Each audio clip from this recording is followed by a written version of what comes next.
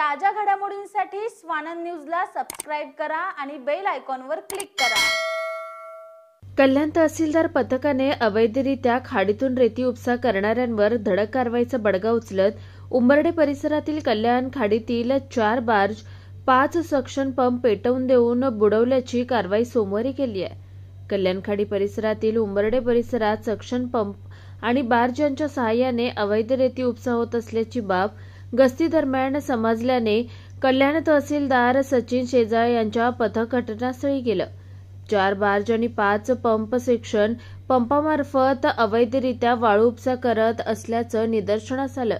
महसूल विभागाच्या पथकाला पाहताच अवैधरित्या रेती उपसा करणाऱ्या अज्ञातांनी खाडी पाण्यात उड्या मारून पोहून जात पोबारा केला। घटनास्थळी 4 बार्ज आणि 5 सक्शन पंप पथकाने ताब्यात घेत पेटवून देत पाण्यात अवैधरित्या वाळू सामुग्री बुडवली।